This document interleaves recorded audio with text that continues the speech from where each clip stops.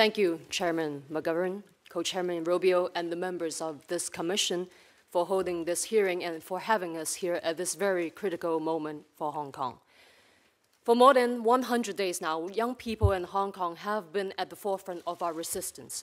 This is a leaderless movement with widespread participation from people of all walks of life. It is a fight for democracy, a fight for human rights, and most of all, a fight for universal values. What started in June as a 1 million people march has morphed into a struggle for fundamental political reform in Hong Kong. Chief Executive Carrie Lam's misjudgments and arrogance worsened the situation, resulting in a total clampdown of the Beijing government over Hong Kong's affairs. To date, more than 1,500 Hong Kongers, the youngest at the age of 12 years old, have been unreasonably arrested.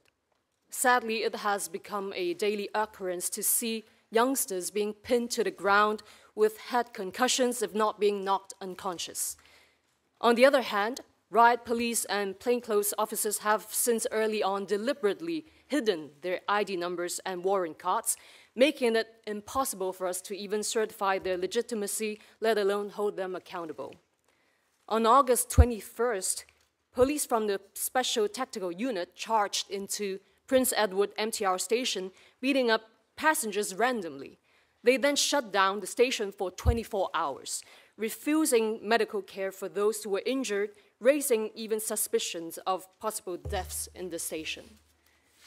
Separately, now they will be charging in secondary school yards, shopping malls, and buses where young people merely dressed in black can be searched or even arrested without justification.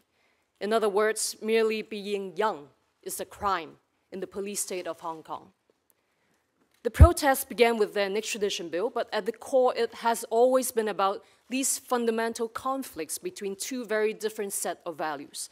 On one hand, the China model, which has no respect over human rights and the rule of law, and our hybrid city that has enjoyed these very freedoms for the most of its existence with a deep attachment to these universal values that the United States and other Western societies treasure. Hong Kong represents something unique in the world.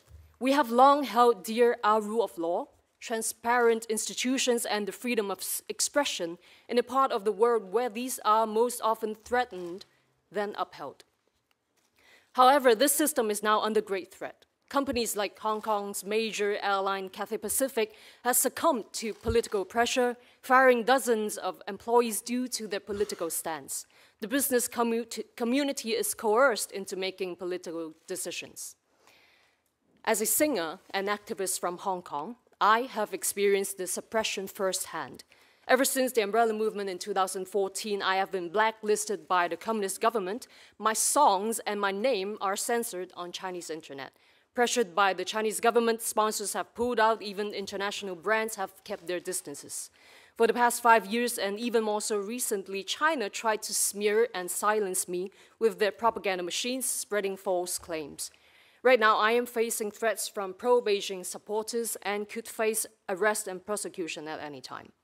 Not only have I faced difficulties in both China and Hong Kong, but the self-censorship has now spread towards global institutions and cities. Recently, the National Gallery of Victoria in Melbourne, Australia, denied venue to an event of Chinese artist Badiu Cao and myself due to security concerns. Celebrities from Hong Kong, Taiwan, and China are all pressured into voicing their unanimous support for the Beijing government and could be condemned for keeping their silence. Hong Kongers are now living in a constant fear and have unfortunately lost the most of our freedoms. For a city that has been famously known as politically indifferent, the younger generations have took up the role to safeguard our home, standing up courageously to the corrupted system in spite of increased suppression.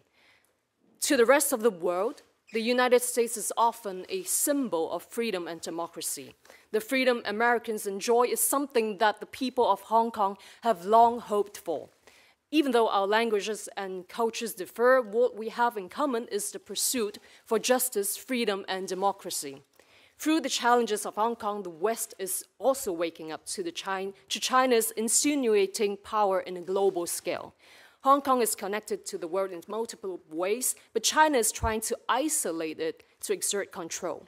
If Hong Kong falls, it would easily become the springboard for the totalitarian regime of China to push its rules and priorities overseas, utilizing its economic powers to conform others to their communist values, just as they have done with Hong Kong in the past 22 years.